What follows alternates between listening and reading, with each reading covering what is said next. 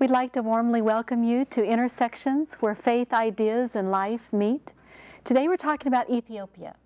The question you might have would be, what is different about this discussion than all the other discussions we've had about Ethiopia? Well, I asked that of our two participants here, and they said the difference in this discussion is that this story represents a collaboration between two missions of two different denominations. And we'll have them tell more about that. Lee? This is an incredible story, a real representation of how faith, ideas, and life meet in terms of your work.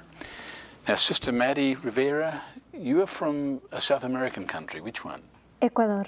Ecuador, and you're over in Ethiopia. Yeah. It's a little ways away. What's going on? God has His plans, no? And yes. We got the invitation to work in Ethiopia, and we went from the poor country to the poor country just to serve with love. Now, what is it you actually do? We are serving the suffering people with different illness, like the fistula ladies, HIV patients, TB, terminal illness, and we are working also with the orphan children, women promotion groups, trying to improve their life. We are doing everything because we are meeting every day different, very difficult situations, so we have to do something. Sure. So basically, you're working with people who otherwise wouldn't have any hope. Yeah. Right. Yeah. Now, was the mission there already when you went? Yes, but years ago, somebody from Italy, they were working, and when the problems in Ethiopia, the war, they left, and nobody were working there. Do you remember the moment in your heart when you decided that you wanted to do this kind of work? Yeah. In Ecuador, I have already the experience with the bishop. He was a very nice bishop. He was working with the very poor people, and his solidarity was really with the people who are suffering. And also, I had a very nice experience. I was studying in Chile in the ecumenical college. And so I got a very nice relationship with another church. So we were sharing the faith and the work with them. Oh, with people of other denominations? Yeah. Okay. See, that's important, because not all people know how to talk to people from other denominations. So here you are, you're exposed back in Ecuador. Yes. Yeah. And how did that help you when you got to Ethiopia? Ethiopia, really in Ethiopia we have a very nice experience with the Adventist Church. We got that contact because we are going every day to the hospital with the patients. So this is an Adventist hospital? Yes. Okay. Yeah, Adventist hospital. Really in that time, Dr. Rose was in that time, and then Dr. Walters, and then Chandra. With all of them, they told us, just let me know if you need something. And we were going there, or we were sending the patients just with a letter or a note. Please, can you help this lady or this man or this baby or this? And really, even with money or without money, always.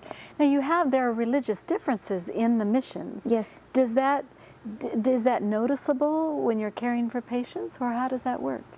No limitation. Is that right? Really. Even we were sharing the faith in, for example, when the Adventist Church has a special occasion, we went to celebrate. Or when we had, they came to us. So you go to each other's services? Yes. Oh, is that right? Yeah, very nice. We were sharing the faith. We were sharing the happiness in different churches. Just we say, are you free? Would you like to come? We have that program.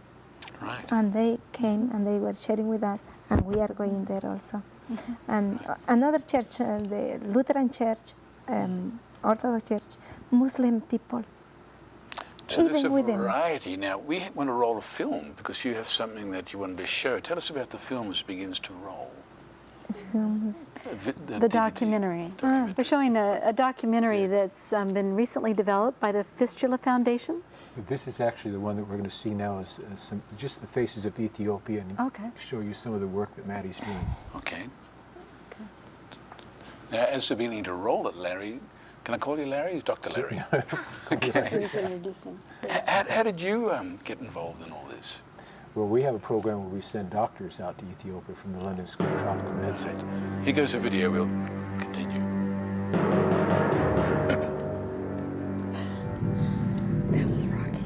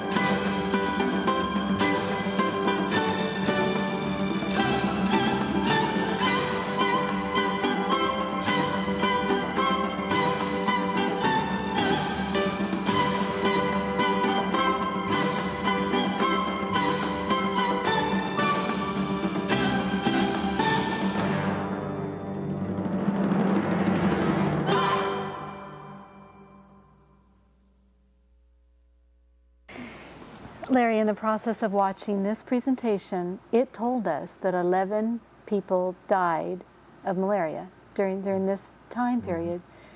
And that just broke my heart when I saw that. I wanted to reach in and do something. And it's amazing that something is happening by various denominations coming together. I'm wondering how you got involved in all of this. Well, I got involved because a few years ago we started a program where we sent doctors from the London and now the Liverpool schools of tropical medicine. After they finished their degree, a lot of them had no clinical experience. They've studied all these diseases, but they haven't really seen it. So we started a program where we would match them up to work at different Adventist hospitals. And one of the hospitals was Gimby Adventist Hospital. Right. Yeah. Interestingly enough, is several of the doctors that we've sent down are Catholic. And so they're based at the hospital, and they started going out with Maddie and Susie, who go way out in the villages, and they'd start bringing people in. Yeah. And what happened is one of them, when he left a $2,000 credit balance for Maddie and Susie to access care. So when they'd be out in the villages and they'd see somebody that needs some help, they'd write their name down, they'd put their little stamp on, and they'd send them in. They were sending in between about 1 to 4 people a day. Few required surgery. They had an outbreak of malaria during that time. So sent in several people with cerebral malaria. And it took a year to use $2,000. A year to use $2,000? So it gives you an idea of how, and here you have an ideal situation. And the two missions had worked, side by side for quite some time, but now they're working collaboratively. I asked the administrator, I said, how many people actually would have died had they not received medical care? And they said probably at least 20, 25 people with cerebral malaria would have died. So 25 people and less than $2,000. Less than $2,000. That's amazing. And it's a nice thing because you realize that when we work together, good things happen. But the dark side is how many years have we not worked together, and what's happened because of it. And when you say work together, what do you mean? What's happening together? Well, we have a wonderful relationship out here where, the Adventists are quite busy on their compound doing their medicine. I mean, they're working long hours. Maddie and Susie, and now they have a third sister named Johnny. They're out there in the villages, and they know where the people are that are really in need. Oh, so they're bringing them in. And it's just really great. So two different roles in a way. Yes. Okay. Yes. Okay. We have another. Well, a quick question here. Somewhere I saw the word fistula. Well, where we've gotten involved is what happens in Ethiopia. Ethiopia very quickly is a country of about 78 million people with 1,800 doctors. We're here in San Bernardino County with about a little over 2 million people. We have 2,400 doctors. We have over 600 doctors in the attending staff, I'm told, at Loma Linda. They have virtually no medical care. It's just simple as that. Nothing. The average Ethiopians is 2.5 days from an all-weather road. So even if they were to get sick, they can't get to it if they were doctors. So what's happened out there is that only 2% of babies are born in a hospital setting. And it's common culturally for older men to marry younger girls. By that I mean 50-year-old men to marry 12-year-old girls. So now here you have a girl that is anatomically a child, but physiologically a woman, in that she menstruates, she has periods, she ovulates, and she can get pregnant. And they do get pregnant. And when they go into labor, their pelvis is too small to fit the baby's head through. So a third of them die. Their uterus ruptures, they just hemorrhage. Of those that remain, because of the prolonged pressure, 3-4 days of pressure on the pelvic floor, they develop a breakdown of the tissue between the bladder and the vagina and the rectum of the vagina, and they become incontinent of urine, and they become incontinent of stool. Of course, the smell is unbearable, and the men typically leave them. Marginalized. They're just marginalized. With the family. What percentage of women struggle with that? I don't know the exact number of women that actually have. Not a small amount. Oh, it's not. It's considerable. Wow. This is something that we don't normally talk about or even hear about. Well, it's unpleasant. I mean, we talk about these body parts that we don't normally talk about. And when they're marginalized, they don't marry again. No, impossible. No. When we find those ladies who are suffering with this problem, we are taking to the hospital. If in the hospital is not possible to help them, we are taking to Addis Ababa, because in the hospital they are telling us it's not possible, it's complicated, you have to take to Addis Ababa. But to take to Addis Ababa is so difficult, because by bus they say no, because it's smell. Oh, so, Nobody so they wants struggle not just socially, they struggle with transportation. Everything. everything. Everything. Oh. They're like Walking Dead women. Okay. You know, there's another video coming up, or a DVD. What is that about, Larry? Well, this is an organization in, there's a hospital in Ethiopia, in Addis, where they repair these fistulas. And this is a film that was done by an organization called Engel Productions, and they work with another organization called the Fistula Foundation, who in turn works with this fistula hospital in terms of fundraising. The lady that started this program is from Australia. Her name is Catherine Hamlin, and they've made this documentary, which has won several awards, and what we have here today is the trailer that just tells a little about these women, these fistulas, and how they're stigmatized. Great.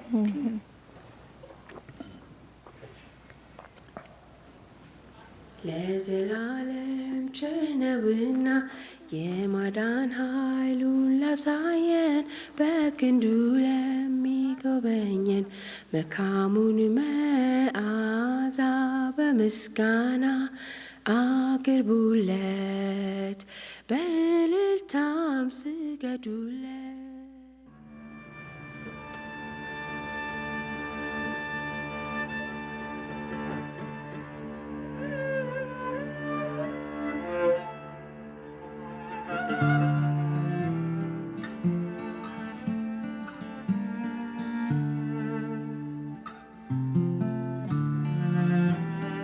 ምጡ እንደ አንድ ሳምንት ቆየብኝ።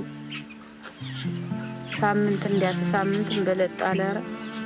ሐኪም ቤት ሄጄ ነው እንደ የሆነው ችግሩ እንደደረሰብኝ ያንን ጎትቶ አውስቶ ሌሊት እኩል ተኝቼ ሳለ ደም ነው የሚፈስ እያልን ስንልኛ እሱ መስቶ ነገረን። ያ ሐኪም እሱ ራሱ አይ ደም አይደለም የስ ሽንት ነው የሚፈስ አለ። ኑሮማ ተባል ቤት ነበርኩኝ። በዚህ የተነሳ ሄጅልኝ አይሆንም እንዴት ተሆንሽ ሌላ ላግባ ብሎ ሌላ ገባ። መጫቴቱን ያውም የ6 ወሪቱን ይዤ ወስጄ እዚህ ምስጭ ተቀመጥኩ። እዚህ እና በዚያም በኋላ ያለሁትማ እዚህ ቁራሽ እንጀራ እዚህ ወድቅልኝ መብላት፣ ሌላ ስራ የለኝም።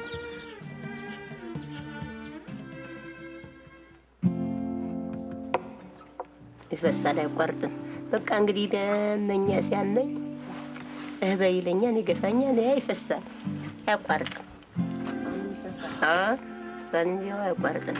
ያው ቁሜ እየተጓዝኩ በቃ መፍሰስ በቃ ዝም ብሎ አይቋርጥ፣ ሌሊትም አይቋርጥ። ከተዚህ ተወገቢ ግብጅ ቢጨንቀኝ ልብሴን ተሚበላሽ እያልኩ እንደ እየሆንኩኝ ያለው እሪ እያልኩ ነው ያለው። ሰው በቃ ጎረቤት ባይድ ጎረቤት አለድ እያፈሰሰው በታቸው አልሄም እንደው እየተያየው እሪ በቃ ታንጀት ወጣል ሆነ። ተዚህ ተባይዱ ጎረቤት ጉዴን ይዞ ይሄዳል እያልኩኝ እያፈር ነው ያለው እያለቀሰ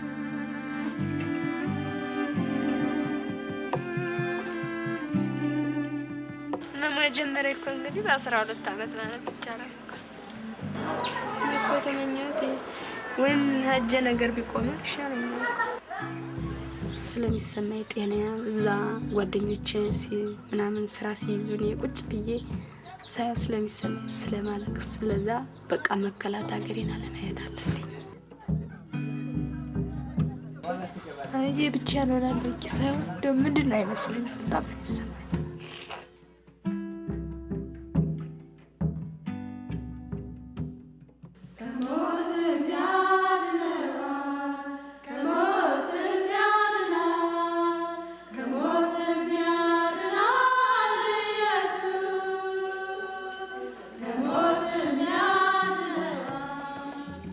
The fistula is really just an opening between an internal organ and the outside world. The fistula we're treating is between the bladder or the rectum and the vagina. and it's caused by long, unrelieved, obstructed labour. Qaama koo jireenya koo gadi na godhe hojjechuus godhachuus maal jechuus baatee baay'ee bakka jireenya koo dadhabbii guddaa na kenna. She finds her urine running into the bed. And 20% of these little girls find their bowel contents running into the bed. Childbirth should be a joyful occasion. You're bringing a baby into the world. But for them, it's become a nightmare and a horror. And this is the fascination of fistula surgery, to make a new life for a young girl that suffered more than any woman should be called on to endure. Chonatuun amma baay'ee gammadee waaqa kootis gale kun akka riyaa kootii baadhee ergatti baadhee akka riyaan godheen datta akka riyaan koo datta akka riyaan koo jiraatatti jiraachuu nan barbaade.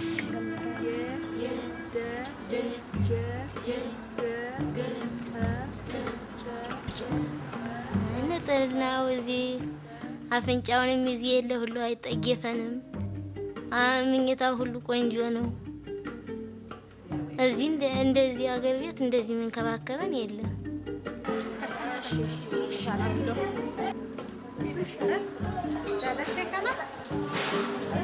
ወራ ሀገራቸው ስለሚገቡ በማቸው ይሄዳሉ። ወራ ሀገራቸው ታዚህ እየተሸለሙ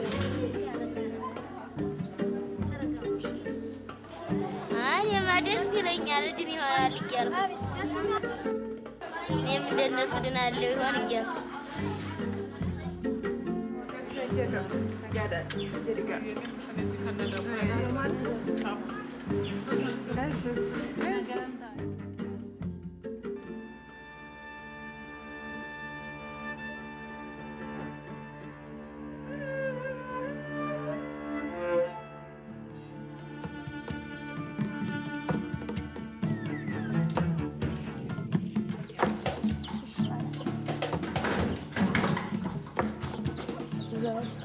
እሱማ እሰማለሁ። እዛ አዲስ አበባ እሰማለሁ ብዙ ልጅ ምናምን ሲል ማለትም ከዚህ የበለጠ የሚመጣብኝ ነገር ስለሌለ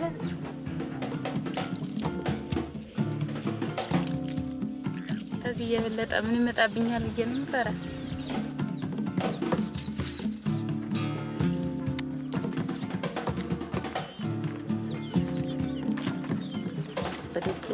ተስፋ ታገኘሁኝ ተስፋ ላገኝ እያለ እነሱ ናቸው እንግዲህ እንጀራን የቆረጡ።